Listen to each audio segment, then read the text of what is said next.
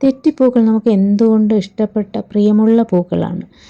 പൂജയ്ക്കും മറ്റ് ക്ഷേത്രകാര്യങ്ങൾക്കും എല്ലാത്തിനും നമ്മൾ ഉപയോഗിക്കുന്ന, അത്തപ്പൂവിനും ഒക്കെ ഉപയോഗിക്കുന്ന പൂക്കളാണ്.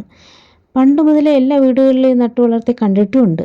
പല കളറുകളിലും തെറ്റിപ്പൂക്കൾ നമുക്ക് ഇന്ന് കാണാൻ കഴിയും. ഇപ്പോൾ ഹൈബ്രിഡ് വെറൈറ്റികളും ഒക്കെ കാണുന്നുണ്ട്. അപ്പോൾ എന്തുകൊണ്ടും ഈ ചെടി നമ്മുടെ ഗാർഡന് നല്ല ഒരു ചെടി തന്നെയാണ്. കാരണം പൂക്കൾ വിരിഞ്ഞു കഴിയുമ്പോൾ നല്ല കുലകുലയായിട്ടുണ്ടാകുന്ന പൂക്കളാണ്. അതുകൊണ്ട് തന്നെ ഗാർഡനിൽ പൂക്കൾക്കും പൂമ്പാറ്റകൾക്കും പൂത്തുമ്പികൾക്കും ഒക്കെ ഒരു ക്ഷാമവും ഉണ്ടാവില്ല.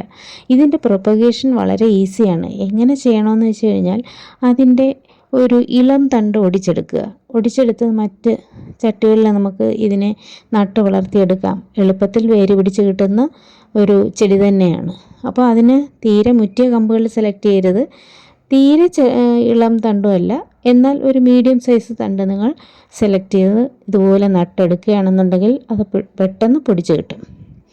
ഈ ചെടികൾ നമുക്ക് ഇങ്ങനെ പൊടിച്ച് കിട്ടിയതിൻ്റെ പൂവോടുകൂടിയ ഒരു ചെടിയാണ് ഞാൻ തുടക്കത്തിൽ കാണിച്ചത്. അങ്ങനെ നട്ട് കുറച്ച് നാൾ കഴിഞ്ഞപ്പോൾ അത് പൂക്കുകയാണ് ഉണ്ടായത്. അപ്പോൾ നിങ്ങൾക്കും ഇതുപോലെ ഈ ചെടിയെ പ്രൊപ്പഗേറ്റ് ചെയ്തെടുക്കാനായിട്ട് കഴിയും. നല്ല ഭംഗിയുള്ള പൂക്കൾ തന്നെയാണ് തെറ്റിപ്പൂക്കൾ. അപ്പോൾ അതിനൊരു മെഡിസിനൽ വാല്യൂവും കൂടെ ഉണ്ട്. അപ്പോൾ ഇതിൻ്റെ ഒരു മദർ പ്ലാന്റാണ് ഈ നിറഞ്ഞു പൂത്ത് നിൽക്കുന്ന ഈ തെറ്റി. നല്ല സ്വർണ്ണ വർണ്ണത്തിലുള്ള മഞ്ഞ പൂക്കളുടെ കുലകളാണ് ഈ തെറ്റിക്കുള്ളത്. ചുവപ്പുണ്ട്, ഓറഞ്ച് ഉണ്ട്, ലൈറ്റ് മഞ്ഞ കളറുണ്ട്,